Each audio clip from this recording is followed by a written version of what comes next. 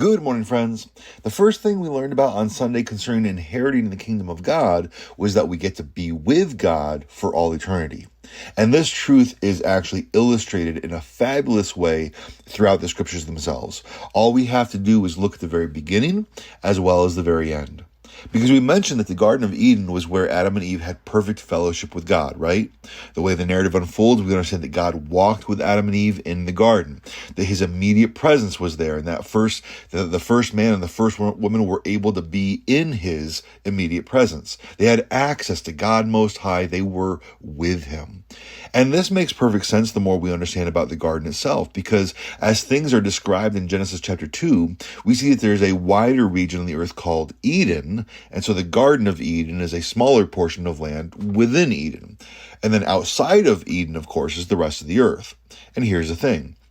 When Adam and Eve sinned and were therefore expelled from the garden itself, they were forced out into the east. So now they're no longer living in the Garden of Eden, but in the broader region of Eden. And then when Cain kills Abel, he's expelled from that broader region of Eden, again to the east, into the wider world. And this is important because this sets up a 3-region system with all the entrances to the east. And this matches perfectly with how God instructed the Israelites to construct the tabernacle after their exodus from Egypt. Because with that system, there was the outermost court where the people could bring their sacrifices. Then there was the inner sanctuary, the holy place where only the priest could go. And then there was the innermost sanctuary, the Holy of Holies, where only the high priest could go. And even then, only once a year, because that is where the immediate presence of God dwelled. And all of those entrances were on the east side. That's how God told them to orient it every single time they set it up. And so that outer courtyard where anyone could go corresponds to the world. The inner sanctuary where the priests could go is like the region of Eden, through which you have to go to get to the innermost sanctuary, to where the presence of God actually is, the Holy of Holies, corresponding to the Garden of Eden. In this way, God utilized the structure of the tabernacle itself, along with all of the sacrificial regulations, to teach and demonstrate to the people what was required to get back into God's presence. Because again, that is the whole goal, to be reconciled to God the Father, the holy, holy, holy God, such that we can be in his presence and that he would dwell in our midst. So even as history progresses through the tabernacle, followed by the temple in Jerusalem, we get this firmly established idea that the whole point is to return to the presence of God. But of course, through that sacrificial system, we're taught that certain things need to happen in order for us to be reconciled so that we can enter into his presence as it was in the beginning. Now, with that all in mind, let's go to the very end of scriptures, to Revelation chapter 21 and 22, where the New Jerusalem is described as coming down out of the heavens.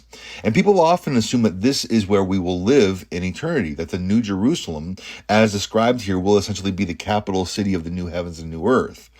But I don't think that that's what the point is of this vision. Because first, John writes, "And I saw the holy city, New Jerusalem, coming down out of heaven from God, prepared as a bride adorned for her husband." And then we get immediately into the part that says, "And I heard a loud voice from the throne saying, Behold, the dwelling place of God is with man." And so we might think, okay, so this city is where God will dwell with us. That's so awesome. And if that's how God works it all out, it will be awesome. I don't want to take anything away from that. But John says that this New Jerusalem comes down out of heaven prepared as a bride adorned for her husband. And then just a little bit later, one of the angels says to John, "Come, I will show you the bride, the wife of the Lamb." And what does the angel go ahead and show to John? He shows him that same city, the New Jerusalem. Now let me ask you this. Who is the bride of Christ? Who is the wife of the Lamb? Is a physical city the bride of Christ? No, the people of God, the company of the redeemed. We are the bride of Christ. Therefore, it is my conclusion, and I think it's going to be very well substantiated in this vision. And remember, all of this is being presented to us as a vision that John is having, which indicates that we can expect significant symbolism to be involved. Okay, so therefore, this means that this new Jerusalem and all the descriptions that go with it aren't describing a physical setting, a physical city in which we will live. Rather, it's describing us. It's describing in beautifully imaginative and wonderful and in illustrative terms, is describing the people of God, the condition and the status of the citizens of God's kingdom, rather than simply the place where they'll live. Let me demonstrate what I mean. Because one of the most well-known aspects of this apparent city is its streets of gold, right? But when's the last time you actually read the description? Because it's not just the street. We read, the wall was built of jasper, while the city, okay, just a general term, just the city in general, the city was pure gold, like clear glass. So it's not just the street, it's the whole city, like pure glass, like pure gold, like clear glass. Friends, the gold that we're used to is, of course, a metallic yellow color that you can't see through. But the pure gold, the kind described here, is actually so pure that it's see-through. It's like clear glass, which means the whole city, if this was a physical city, it would mean that the whole city is see-through. And again, when the street of the city is described, this is described the same way, and the street of the city was pure gold, like transparent glass. Now, how does this demonstrate that we're talking about us rather than a physical city? Well, how about the fact that all throughout the scriptures, we're told that God is going to refine his people, to purify us like gold. In Job 23:10, we read, but he knows the way I take. When he has tried me, I shall come out as gold. In Isaiah 1:25, God says, I will turn my hand against you and will smelt away your dross as with lye and remove all your alloy. In Malachi 3:3, he will sit as a refiner and purifier of silver, and he will purify the sons of Levi and refine them like gold and silver. God purifies his people, and he consistently uses the imagery of gold and silver being refined and purified. In 1 Corinthians 3, the Apostle Paul reminds us that on the last day, each one's work will be manifest, for the day will disclose it, because it will be revealed by fire, and the fire will test what sort of work each one has done. And he goes on to say that the stuff that we do that's not correct, the stuff that corresponds to the dross, will be burned up and taken away. And all that will be left is the good stuff. We will be purified. He will refine his people until they are absolutely perfect, glorified, so that we are like pure gold, so pure as to be translucent. And again, isn't this what allows us to be with God? For in order to be with God, we must be perfect even as he is perfect, right? And this refining process is what makes us perfect even as he is. And if you want to stick with that imagery, what better thing to make God's people than being like pure translucent gold so that we can reflect the perfect light of God himself? Right? What a wonderful description. What a wonderful illustration of what God will make us. And then, of course, John sees a vision going back to the vision of the city, the river of the water of life, bright as crystal, flowing from the throne of God and of the Lamb through the middle of the street of the city. Also on either side of the river, the tree of life. Now, this is simply a description that doesn't make a lot of sense if you demand that it's a literal physical description. Because first you have a river flowing through the middle of the street of the city. Okay, and that's just like, okay, we're already getting kind of conflicting images here.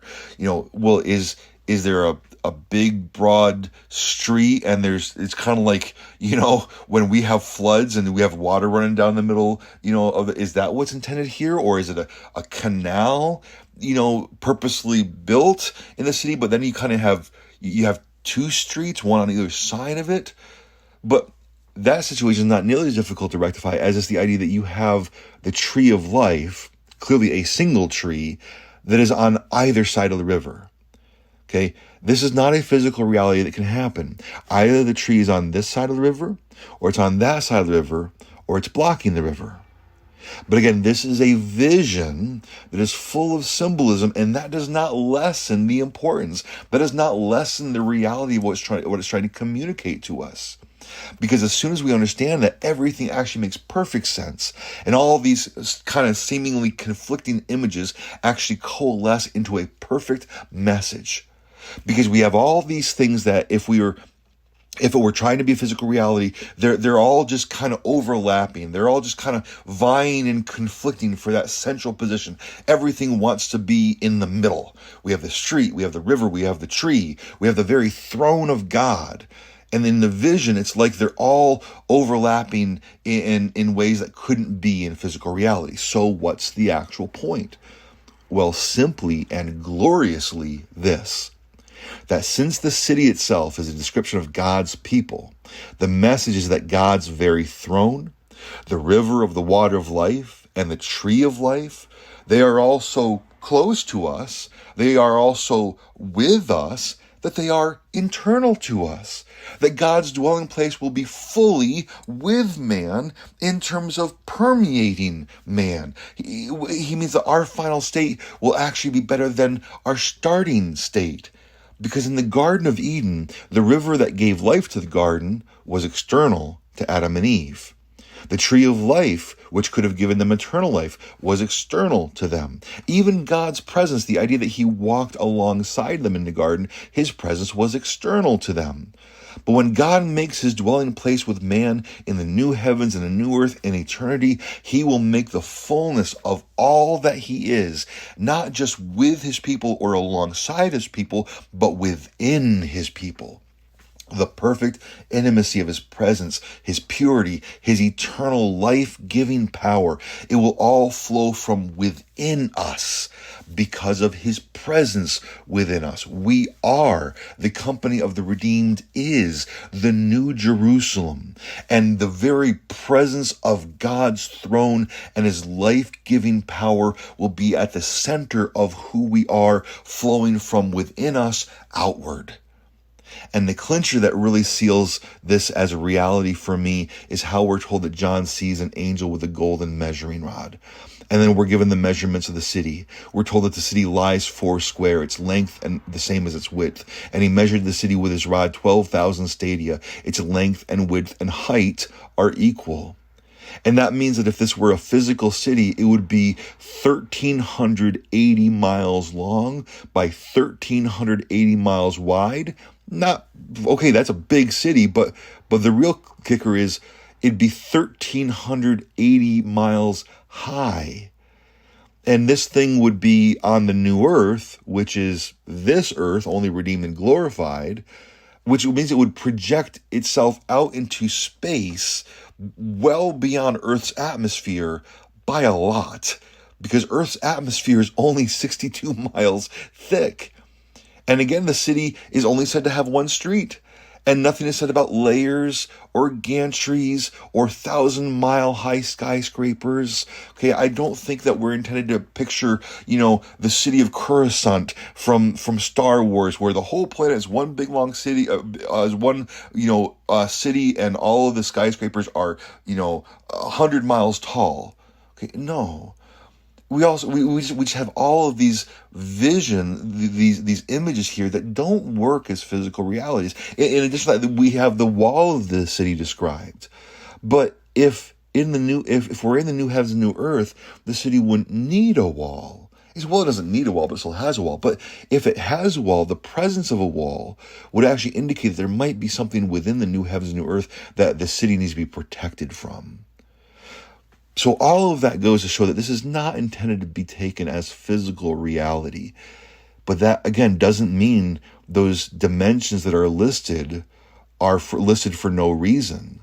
In fact, those physical dimensions that are listed for a very specific and glorious reason. Because we see by those dimensions that the New Jerusalem is a perfect cube. Now, it doesn't make much sense that an actual city could be a perfect cube. But in the context of everything else we've been talking about, do you know what is a perfect cube? That Holy of Holies. In the tabernacle and temple complex, God, of course, gave specific instructions for how everything would be constructed, and the exact measurements that he dictated for the Holy of Holies would be that it would be a perfect cube. And that's where his presence would dwell. And lo and behold, this city, which is called the bride of Christ, is measured to be a perfect cube as well. And doesn't that make incredible sense considering everything else we've just learned? Because in eternity, God will dwell with us and in us in all his fullness because we are his holy of holies. He perfects us so that we can have such intimate fellowship and relationship with him, that he dwells not just with his people in some external sense, but that he dwells even more fully within them than he does right now. Because think about that. Right now, in our fallen state, yes, we're redeemed, but we're not glorified yet. Okay, so in our earthly, temporal, limited, finite, mortal state right now, God still dwells within us. So are we to imagine that in eternity, in our perfected state, that God would actually distance himself from us, that he would actually limit himself to interacting with us merely in an external way, even though he's within us now? Or would it make more sense, considering all that we're reading about here, that he actually is going to intensify the way in which he dwells within us? And this is why John says that he saw no temple in the city, because the whole thing is the temple, because we are the temple, and not just the temple, but the Holy of Holies. Oh, brothers and sisters, how wonderful it will be to be with God, to experience his presence, to have him dwell with us in our midst to that extent, to that level of fellowship and closeness and intimacy. I pray that God helps us to understand just a little bit more today about his intention to reconcile us to himself. And we have this beautiful, wonderful image of the heavenly Jerusalem coming down. And as wonderful as it might be to think of that being our heavenly dwelling place on the earth, and it is a beautiful image to think of it that way, but how much more so to think that that beautiful image is actually describing us and what we will be. And if that is true, how much more wonderful is eternity going to be than anything we could ever possibly imagine? I love you guys. I pray you have a good and godly day, and Lord willing, I'll see you soon.